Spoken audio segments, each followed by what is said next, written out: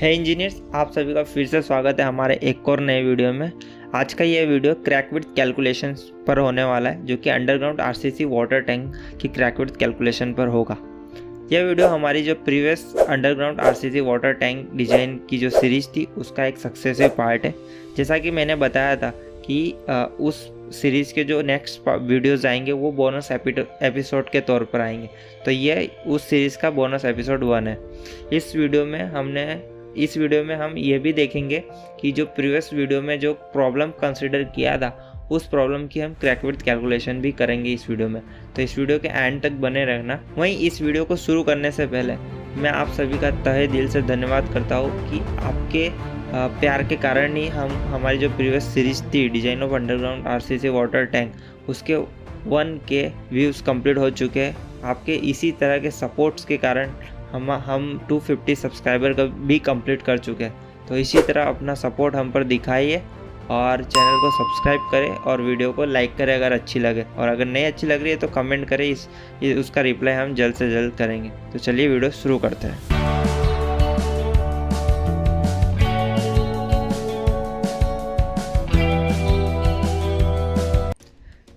तो आज के इस वीडियो में जो हम टॉपिक्स कवर करने वाले हैं वो कुछ इस प्रकार से है, यहाँ पर जो आपको दिख रहा है। तो इन टॉपिक्स को आज के इस वीडियो में हम कवर करेंगे। स्टार्ट करते हैं टाइप्स ऑफ क्रैक से। क्रैक विड्थ को समझने से पहले डिफरेंट टाइप्स की जो क्रैक्स होती है उसको समझना ज़्यादा इम्पोर्टेंट होता है, क्योंकि इन क्रैक्स की अंडरस्टैंडिंग पर ही हमारा जो क्रैक विड्थ का अंडरस्टैंडिंग की जो कॉन्सेप्ट है वो ज़्यादा क्लियर होगा। तो समझते हैं कि कितने टाइप्स के क्रैक स्ट्रक्चरल एलिमेंट्स में अफेयर होते हैं। जैसे कि मेजरली 2 टाइप्स की क्रैक्स होती है कोई भी एलिमेंट में। फर्स्ट स्ट्रक्चरल क्रैक्स और दूसरी non structural cracks. Structural cracks structure के मेजर फोर्सेस जैसे कि टेंशन फोर्स, मोमेंट और शियर फोर्स के कारण स्ट्रक्चर में आती है, जिन्हें हम cracks due to direct tension कहते हैं, और दूसरा फ्लेक्सुरल क्रैक्स, और तीसरी जो होती है वो शियर क्रैक्स कहलाती है। वहीं जो नॉन स्ट्रक्चरल क्रैक्स होती है वो अदर एस्पेक्ट्स जैसे कि श्रिंकेज हो गया या हीट ऑफ हाइड्रेशन हो गया या कोरोजन हो गया, इन फैक्टर्स के कारण स्ट्रक्चरल एलिमेंट में अपीयर होती है। तो इन्हें नॉन स्ट्रक्चरल क्रैक्स को कहते हैं, क्योंकि यह क्रैक्स कोई भी स्ट्रक्चरल फोर्सेस के कारण नहीं डेवलप हो रही, ये एक एक्सटर्नल फैक्टर्स के कारण क्रिएट हो रही है एलिमेंट में। नाउ स्ट्रक्चरल क्रैक्स को आप अवॉइड करने के लिए आप प्रॉपर डिजाइनिंग और फोर्सेस की कंसिडरेशन इन डिजाइनिंग को ध्यान में रखकर हम स्ट्रक्चरल क्रैक्स को अवॉइड कर सकते हैं। वहीं नॉन स्ट्रक्चरल क्रैक्स है उसको अवॉइड करने के लिए हमें उसके मटेरियल्स पर ध्यान देना होता है कि जो मटेरियल्स हमने पिक किया है वो प्रॉपर क्वालिटी का है कि नहीं है।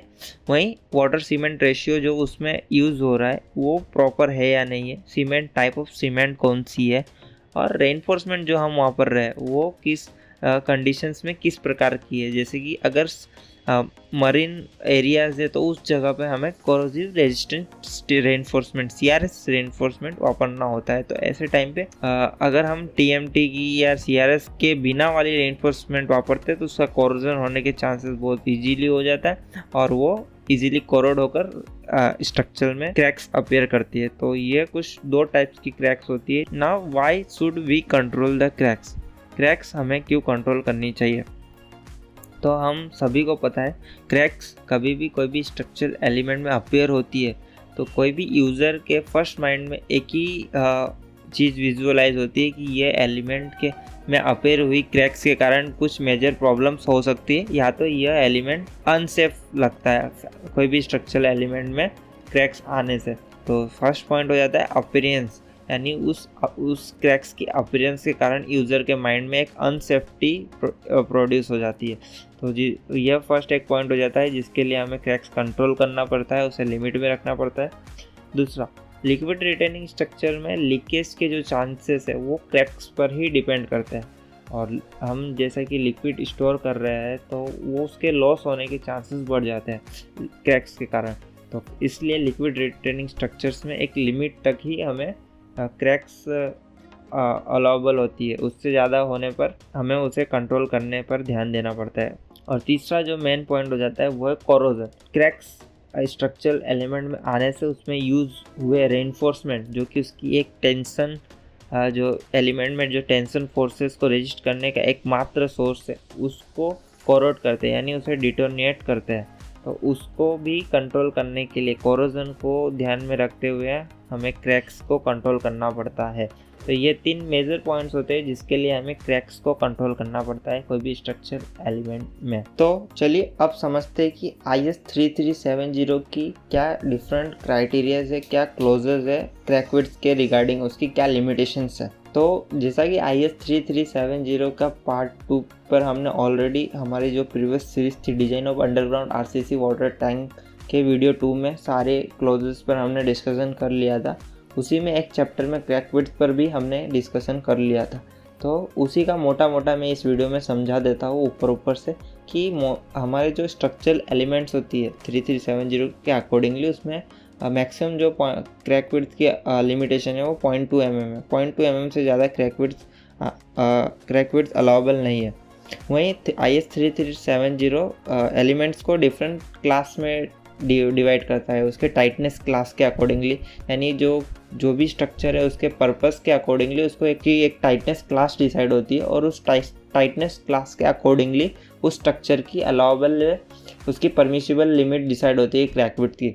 जैसा कि टाइटनेस क्लास 1 में अगर आपका स्ट्रक्चर आता है तो उस कैटेगरी में आपकी जो स्ट्रक्चर में क्रैक विड्थ की जो लिमिट होगी वो 0.2 mm होगी।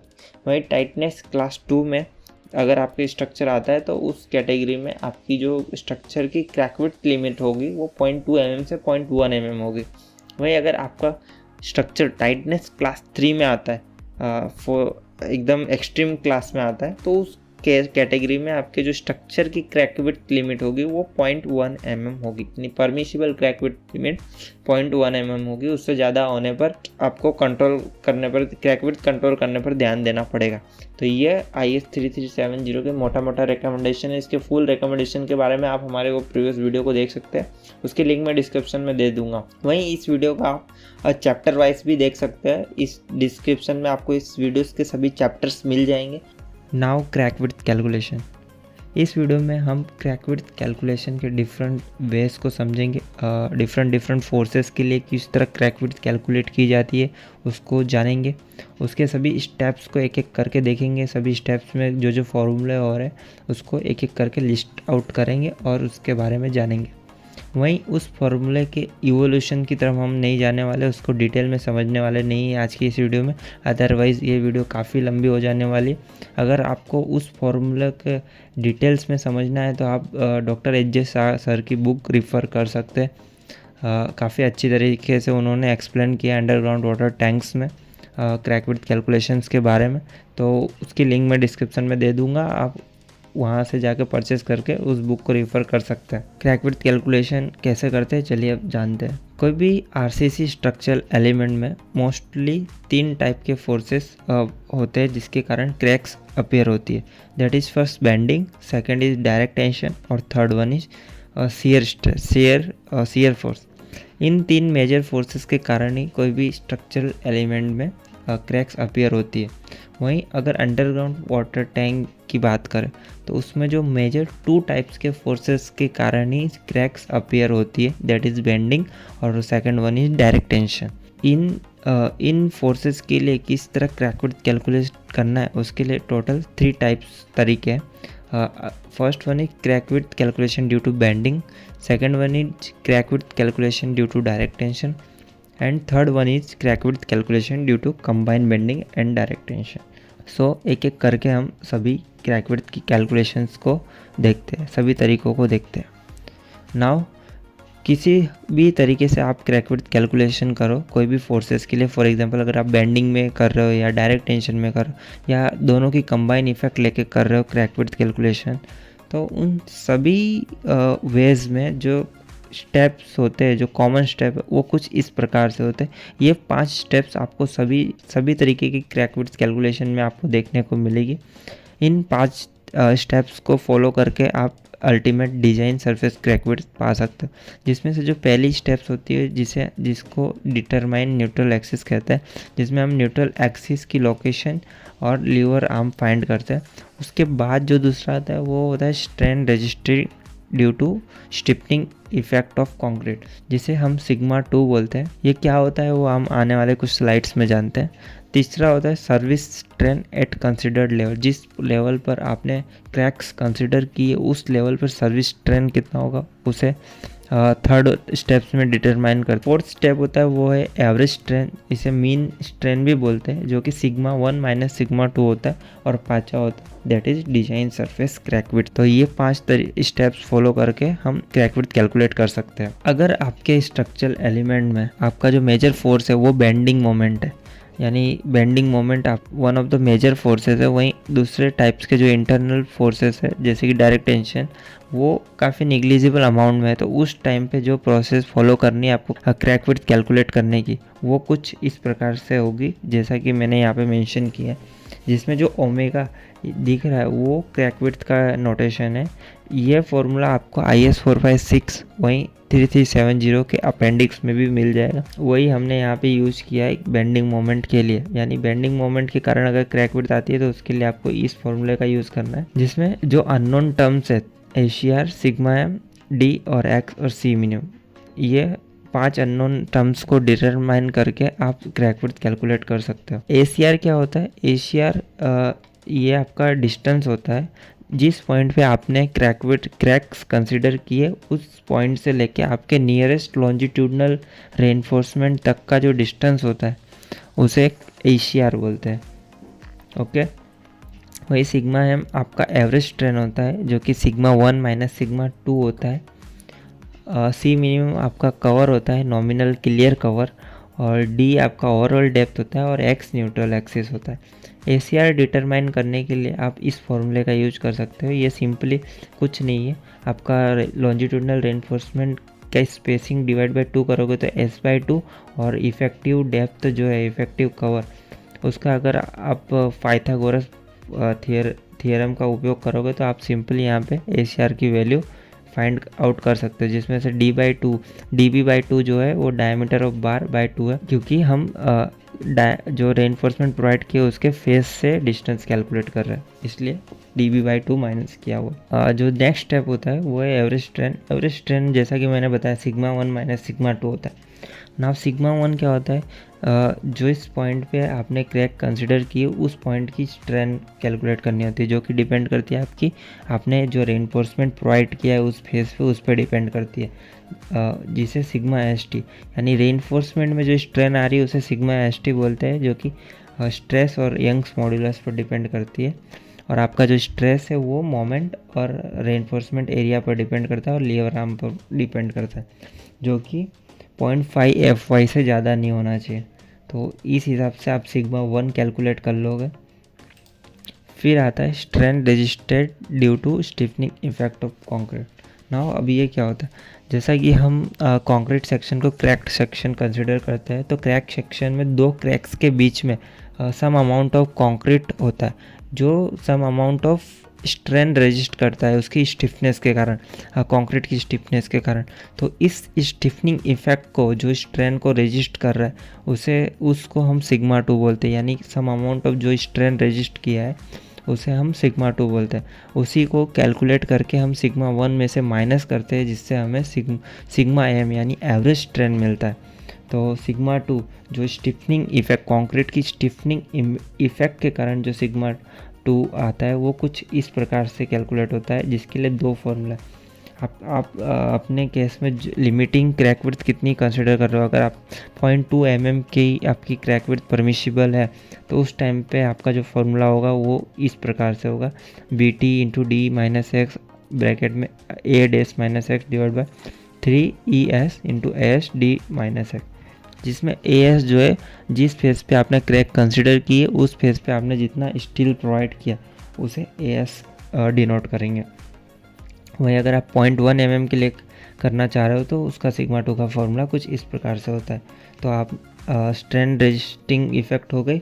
अब जो नेक्स्ट होता है वो है न्यूट्रल एक्सिस डिटर्मिनेशन, जिसमें हम इस फॉर्मूले का यूज़ करके न्यूट्रल एक्सिस डिटरमाइन करेंगे, जिसमें M होता है वो मॉड्यूलर रेशियो होता है। Modular ratio simply 280/3 × sigma BC पर से मिलेगा। वहीं मॉड्यूलर रेशियो की वैल्यू आपको IS 4/6 या तो 3370 में टेबल्स दिए हुए उसमें मिल जाएगी। और लीवर आर्म कैलकुलेट करने के लिए D-X/3 इस तरह आप लीवर आर्म यहाँ से कैलकुलेट कर सकते हो। तो कुछ ये 5 स्टेप्स का आप फॉलो कर लोगे तो बेंडिंग मोमेंट, सिर्फ बेंडिंग मोमेंट के कारण क्रैक विड्थ कितनी आ रही है वो आप कैलकुलेट कर सकते हो। जो दूसरा वे होता है यानी दूसरा मेजर फोर्स होता है वो डायरेक्ट टेंशन। अगर आपके एलिमेंट में सिर्फ डायरेक्ट टेंशन आ रहा है तो उस टाइम पे आप क्रैक विड्थ कैसे कैलकुलेट करोगे वो आप जानते हैं। जैसे कि अगर आपका फोर्स सिर्फ डायरेक्ट टेंशन है तो उस टाइम पे जो क्रैक विड्थ का फॉर्मूला हो जाता है वो बहुत सिंपल 3 × ACR × सिग्मा एम हो जाता है। ACR सिंपली आप जैसे पहले निकाल रहे थे वैसे इसमें भी निकलेगा। सिग्मा एम जो है वो आपका डिपेंड करेगा sigma 1 - sigma 2 same strain at considered level, और सिग्मा 2 हो गया स्टिफनिंग इफेक्ट के कारण जो स्ट्रेन आ रहा है वो। अब इस केस में डायरेक्ट टेंशन के केस में जो सिग्मा 1 होगा वो इक्वल टू सिग्मा ST होगा। सिग्मा ST यानी जो सिंपली आपके रेनफोर्समेंट में जो स्ट्रेन आ रहा है, जो इस फेस पे आपने जिस फेस पे आपने क्रैक कंसिडर किया है उस फेस पे जो रेनफोर्समेंट प्रोवाइड किया उसमें एग्जैक्टली जो स्ट्रेन आ रहा है वही आपका सिंपली सिग्मा 1 हो जाएगा। और सिग्मा 2 सिंपली इस फॉर्मूले से पर्टिकुलर क्रैक विड्थ की जो परमिशिबल लिमिट है उसके अकॉर्डिंगली इन फॉर्मूले से क्रैक कैलकुलेट हो जाएगा। तो आई होप आपको अभी तक समझ आया होगा 2 तरीके से किस तरह क्रैक विड्थ कैलकुलेट किया जाता है डिफरेंट फोर्सेस में। नाउ अब अगर आपका कोई एलिमेंट कंबाइन इफेक्ट में है बेंडिंग और टेंशन में, फॉर एग्जांपल जो अंडरग्राउंड टैंक्स की वॉल्स होती है, जो आपकी वॉल्स है वो दोनों फोर्सेस के अफेक्ट में होती है। जैसे कि आपने जो हॉरिजॉन्टल रेनफोर्समेंट प्रोवाइड किया होता है उसमें हॉरिजॉन्टल मोमेंट भी होता है, आप वही रेनफोर्समेंट आपका डायरेक्ट टेंशन भी ले रहा होता है। तो उसके लिए आपको जो क्रैक विड्थ कैलकुलेशन करना है वो कंबाइन इफेक्ट के थ्रू करना है। वहीं अगर आपने वॉल में वर्टिकल जो रेनफोर्समेंट प्रोवाइड किया होता है वो मोस्ट वर्टिकल मोमेंट्स ही के लिए डिज़ाइन किया होता है। तो वर्टिकल रेनफोर्समेंट के लिए जो क्रैक विड्थ कैलकुलेट करना होता है वो सिर्फ बेंडिंग मोमेंट के थ्रू करना होता है। जो फ्लेक्सुरल की कंडीशन 1 थी उसके थ्रू कैलकुलेट करना होता है वो हम आगे हमने जो एग्जांपल किया था उसमें समझेंगे। तो पहले एक बार स्टेप्स देख लेते हैं। Combine bending and direct tension के केस में आपको एसेंट्रिसिटी कैलकुलेट करनी होती है जो डायरेक्ट टेंशन फोर्स लग रहा है उसकी। तो एसेंट्रिसिटी सिंपली आपका m/t हो जाता है जिसमें m मोमेंट होती है और t टेंशन फोर्स होता है। और ई लिमिटिंग यानी एसेंट्रिसिटी की जो लिमिटिंग वैल्यू है वो कुछ d/2 ब्रैकेट में 1 - 2 × d' का होल स्क्वायर के थ्रू मिल जाती है। वहीं अगर आपकी लिमिटिंग एसेंट्रिसिटी से कम है तो आपका टेंशन फोर्स प्रीडोमिनेट करता है। वहीं अगर आपकी एसेंट्रिसिटी लिमिटिंग एसेंट्रिसिटी से ज़्यादा आती है तो आपका फ्लेक्सुरल फोर्स प्रीडोमिनेट करता है यानी मोमेंट आपकी प्रीडोमिनेट करती है। तो इस तरह आपके इसमें 2 केस बनते हैं, एक टेंशन केस का और एक फ्लेक्सुरल का। दोनों के लिए अलग अलग तरीके से क्रैक विड्थ कैलकुलेट होती है। अब केस 1 जिसमें टेंशन फोर्स प्रीडोमिनेट कर रहा है उसमें आपका डिजाइन सरफेस क्रैक विड्थ हो जाता है 3 × ACR × सिग्मा एम, जैसा कि डायरेक्ट टेंशन के केस में था। सिर्फ इसमें जो सिग्मा एम जो कैलकुलेट करते हैं वो कुछ अलग तरीके से करते हैं जो कि डिपेंड होता है। जैसे सिग्मा 1 उस केस में जो रेनफोर्समेंट में स्ट्रेन आ रहा था वही था, वही इस केस में आपका हो जाता है sigma S1 + sigma G bracket में D/D। डी आपका इफेक्टिव डेप्थ है और कैपिटल डी आपका ओवरऑल डेप्थ। ई जी जो है वो है आपका ग्रेडियंट स्ट्रेन। ई जी जो है सिग्मा जी जो है वो आपका स्ट्रेन ग्रेडियंट है। वहीं ई सिग्मा S1 जो रेनफोर्स में स्ट्रेन आ रहा है वो आपका सिग्मा S1 है। अब जो सिग्मा जी है जो स्ट्रेन ग्रेडियंट है वो डिपेंड करता है आपका सिग्मा S1 और सिग्मा S2। आपका जो वॉल है वॉल के दोनों फेस में आप रेनफोर्समेंट प्रोवाइड करते हो, दोनों फेस में रेनफोर्समेंट प्रोवाइड करते हो तो उस केस में आपकी जो जिस फेस पे आपने क्रैक कंसिडर की उस फेस में जो क्रैक स्ट्रेन आ रही है जैसे कि सिग्मा S1 वो सिग्मा S1 होगा। और उसके अपोजिट फेस पे जो उसके अपोजिट फेस पे जो स्ट्रेन आ रही है वो सिग्मा S2 होगा।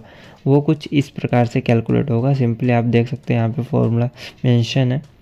FS1 का भी फॉर्मूला किस तरह है और FS2 का भी।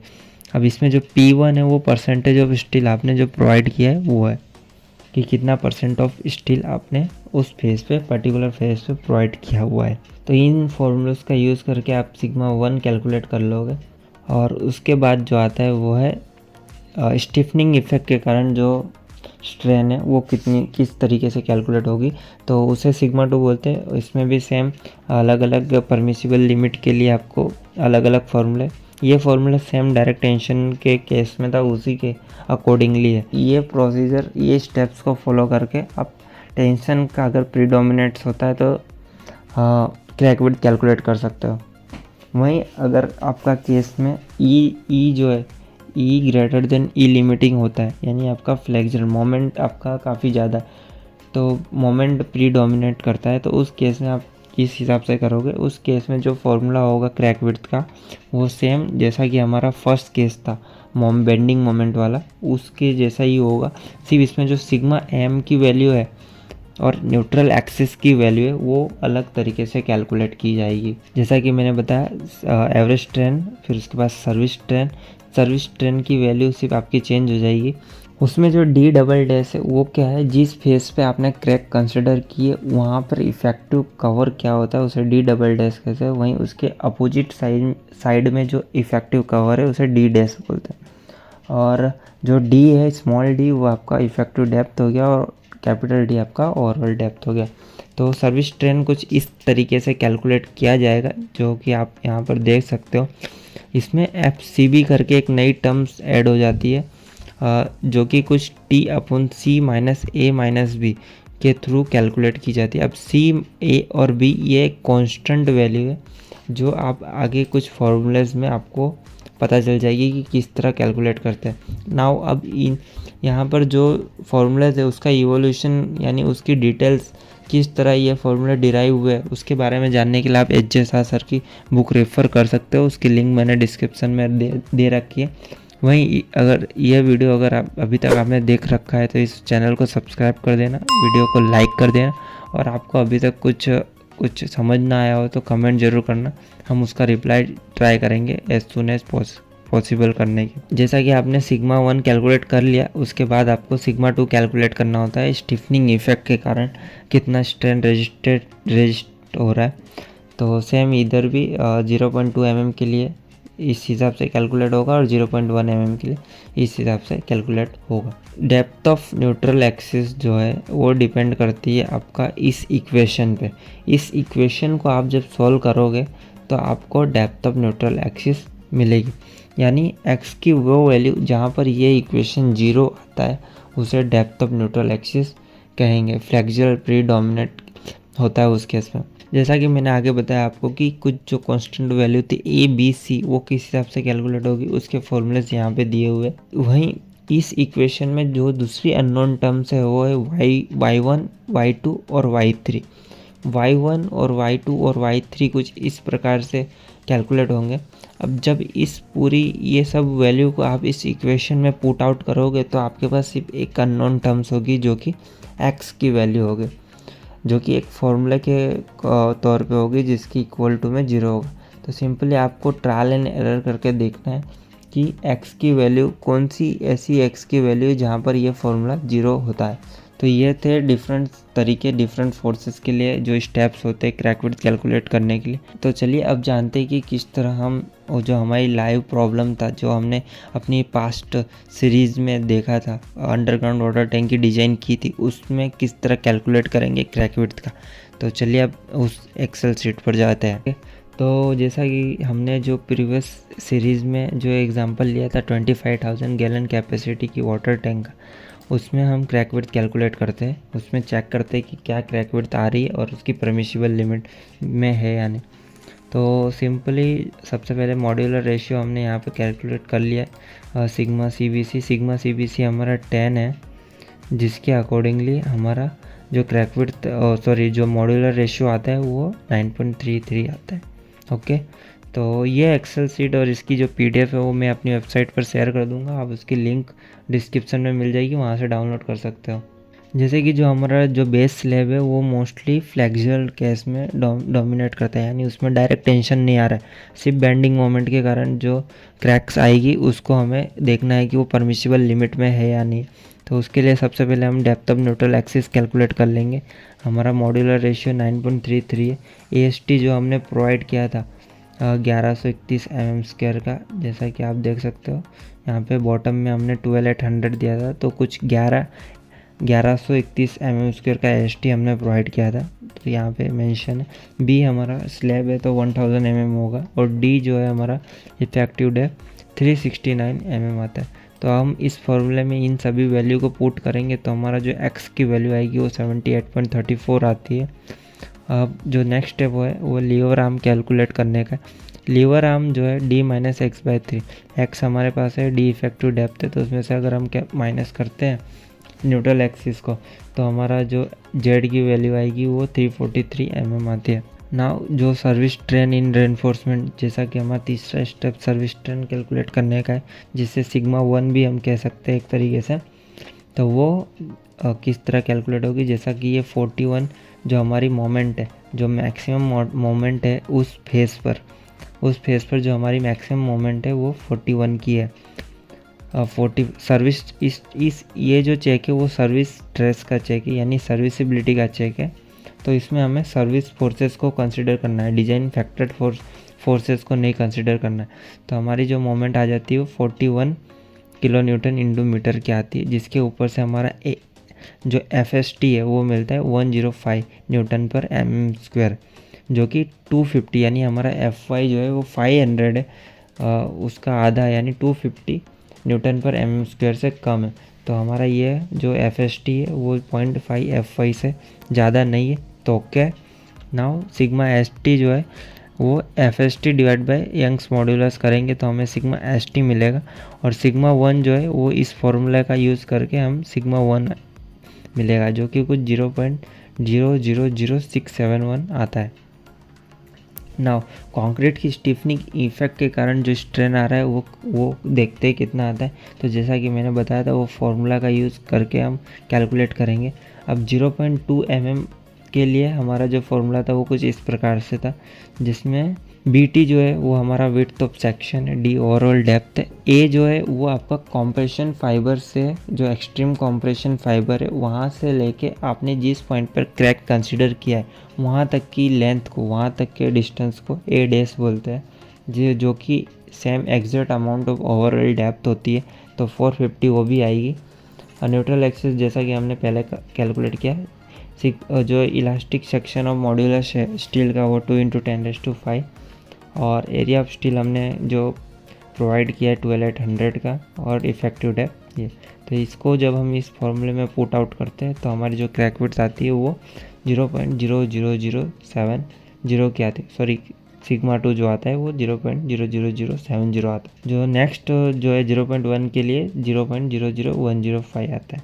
नाउ एवरेज स्ट्रेन हम कैलकुलेट करते हैं, जो कि सिग्मा 1 माइनस सिग्मा 2 है। नाउ अब इसमें 3 केस होते हैं। एक तो हम कंक्रीट की स्टिफनिंग इफेक्ट को इग्नोर करते हैं और उस सिर्फ टेंशन रेनफोर्समेंट के कारण जो सिग्मा m आता है वो कितना आ रहा है वो।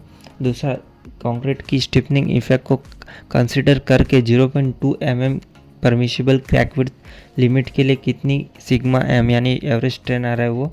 और तीसरा केस होता है कि 0.1 mm परमिशिबल क्रैक विड्थ के लिए कितना आ रहा है वो। तो हमारी जो केस 1 है यानी कंक्रीट की स्टिफनेस को इग्नोर करके जो सिग्मा m आ रहा है वो 0.0000671 आ रहा है। वहीं जो कंक्रीट की स्टिफनेस इफेक्ट को कंसिडर करते हैं तो उस केस में हमारी वैल्यू नेगेटिव में जाती है। दैट मीन्स हमारे लिए ये 2 केस नॉट एप्लीकेबल है। और डिजाइन सरफेस कैरेक्टर जो कैलकुलेट करते हैं वो कुछ इस फॉर्मूले से होगा फ्लेक्चर केस में। तो इसमें S जो है हमारी स्पेसिंग है, C 75 mm है, और D डैश 81 है, जो इफेक्टिव कवर कह सकते हैं जिस फेस पे हमने रेनफोर्समेंट और क्रैक कंसिडर की है। तो इस फॉर्मूले में सारी वैल्यू पुट आउट कर देंगे तो हमारी जो क्रैक विड्थ आती है वो 0.16 mm आती है, अगर हम कंक्रीट की स्टिफनिंग इफेक्ट को कंसिडर नहीं करते हैं तो, जो कि 0.2 mm से कम है तो ओके। अगर वहीं हम कंक्रीट की स्टिफनिंग इफेक्ट को कम करते हैं, कंसिडर करते हैं, तो उस केस में हमारी वैल्यू नेगेटिव आ जाती है। हमारी जो बेस स्लैब है वो सेफ़ है क्रैक विड्थ में, उसमें कोई चेक करने की ज़रूरत नहीं है अगर कंक्रीट की स्टिफनिंग इफेक्ट को कंसिडर करते हैं। तो यह था हमारा बेस स्लैब का चेक। वहीं हम वॉल में जब चेक करते हैं तो जैसा कि मैंने बताया, वॉल में जो क्रैक विड्थ चेक होता है वो दो तरीके से होता है। एक तो कंबाइन इफेक्ट का और दूसरा फ्लेक्सुरल का।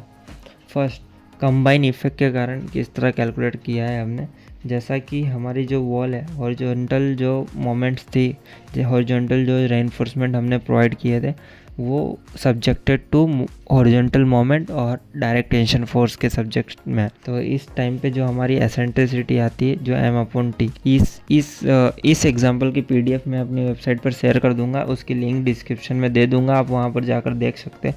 वहीं ये एक्सेल भी आपको मिल जाएगी वेबसाइट पर। जो हॉरिजॉन्टल मोमेंट थी वो 20.9 kN/m की, और टेंशन फोर्स जो है 37 kN का आता है हमारा, 37.82 का। तो जो हमारी डी डेस है वो 56 mm है, डी जो है 382 और होल डेप्थ 450 mm है। तो ई लिमिटिंग हमारा 107 आता है, और जो हमारी एसेंट्रिसिटी वो 552 mm आती है, जो कि ई लिमिटिंग से ज़्यादा है। दैट मीन्स हमारा जो केस 2 आता है फ्लेक्सुरल प्री डोमिनेट करता है, यानी मोमेंट प्री डोमिनेट कर रही है।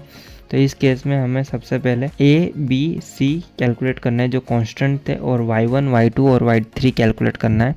सिंपली हमने यहाँ पे एक फॉर्मूला लगाया है जिसका यूज़ करके हम इक्वेशंस को जीरो कर रहे हैं। हमारी जो x की वैल्यू 59.93 आने पर हमारा जो ये इक्वेशन है वो जीरो हो जाता है। तो हमारी x की वैल्यू हमें मिल जाएगी। उसके बाद सर्विस स्ट्रेन हमें कैलकुलेट करना है जो कि T/C - A - B है। तो वो 1.96 आती है जो कि लेस देन 12 है। अब ये 12 क्या है, ये होता है आपका 0.4 FCK। आपकी जो कंक्रीट में जो स्ट्रेस है वो 0.4 FCK से ज़्यादा नहीं होनी चाहिए, तो वो हमारा 1.96 है जो कि कम है, तो दैट इज़ ओके। वहीं स्टील में जो स्ट्रेस है वो 101 Nm/mm² है जो कि 250 से कम है, दैट मीन्स ओके। तो सिग्मा S1 हमारा यहाँ से कैलकुलेट हो जाएगा। फिर सिग्मा 1 कैलकुलेट करने के बाद हमें कंक्रीट की स्टिफनिंग इफेक्ट के कारण जो स्ट्रेन आ रहा है उसे कैलकुलेट करना है, जैसे सिग्मा 2 बोलेंगे। सिग्मा 2 सिंपली जो ये फॉर्मूला यहाँ से कैलकुलेट हो जाएगा। यहाँ पर आपको वैल्यूज़ दिख रही होगी, ये डॉक्यूमेंट मैं शेयर कर दूंगा, आप उसे डाउनलोड करके इसे एक एक करके समझ सकते हैं धीरे धीरे। और आपको कुछ भी कन्फ्यूज़न हो तो कमेंट ज़रूर करना, हम उसका रिप्लाई करेंगे एज सुन एज पॉसिबल। और मैं ये भी सोच रहा हूँ कि हम एक कम्युनिटी पेज बनाते हैं, व्हाट्सअप ग्रुप या टेलीग्राम ग्रुप। तो आप कमेंट कर ज़रूर बताएं कि कौन सी ग्रुप हम प्रेफर करें, व्हाट्सअप ग्रुप या टेलीग्राम ग्रुप, और ताकि वहाँ पर हम कुछ डिस्कशन करें टेक्निकल स्ट्रक्चरल इंजीनियरिंग से जुड़े हुए। तो आप अपने कमेंट्स शेयर करें, अपने सुझाव। तो एवरेज स्ट्रेन जो कैलकुलेट हुआ वो सिग्मा 1 माइनस सिग्मा 2 जो कि सिग्मा M आप देख सकते हो। और सिग्मा M अगर हम इस केस में भी कंक्रीट की स्टिफनिंग इफेक्ट कंसिडर करते हैं तो वैल्यू नेगेटिव जा रही है। दैट मीन्स हमें कंसिडर करने की ज़रूरत नहीं है, क्योंकि इसको कंसिडर करने पे ऑलरेडी हमारा क्रैक विड्थ सेफ आएगा, परमिशन लिमिट में ही आएगा। तो कुछ इस प्रकार से यहाँ पर सारी वैल्यू पुट आउट करोगे तो आपको इस केस में फ्लेक्सुरल प्लस टेंशन के केस में आपको क्रैक विड्थ मिल जाएगा। वहीं जो आपकी जो वर्टिकल मोमेंट है, जो आपने वर्टिकल रेनफोर्समेंट दिया है आपकी वॉल में वर्टिकल मोमेंट के लिए, उस केस में जो क्रैक विड्थ कैलकुलेट होगा वो आपका हमारा जो फर्स्ट मेथड था crack width calculation due to bending moment, उस मेथड को फॉलो करना है। उस मेथड को फॉलो करके हम इस वर्टिकल मोमेंट के लिए क्रैक विड्थ कैलकुलेट करेंगे। तो सिंपली इसमें भी सबसे पहला स्टेप न्यूट्रल एक्सिस डिटरमाइन करने का आएगा, जो कि कुछ इस प्रकार से। नेक्स्ट स्टेप है लीवर आर्म हमारा 367 आ रहा है। सर्विस स्ट्रेन हमारा जो 0.000601 आ रहा है, जिसमें FST की वैल्यू 102 है Nm/mm² जो कि 250 से कम है। और strain due to stiffening effect कुछ 0.00064 आ रही है। तो यहाँ पर भी हमारी जो strain due to stiffening effect के केस में नेगेटिव वैल्यू जा रही है, तो हमें क्रैक विड्थ कैलकुलेट करने की ज़रूरत नहीं है। तो वो यहाँ पे आप देख सकते हो 0.1129 आ रही है, दैट इज़ ओके। जैसा कि आपने ये देखा कि हमने कैलकुलेट किया, जो हमने डिज़ाइन की थी वो क्रैक विड्थ के कंसिडरेशन में पास। तो कुछ इस प्रकार से क्रैक विड्थ कैलकुलेट होता है अंडरग्राउंड वाटर टैंक में। आई होप आपको यह सम वीडियोस समझ आया होगा, अच्छा लगा होगा। आपको कुछ भी इस वीडियो में डाउटफुल लग रहा है तो प्लीज़ कमेंट करें।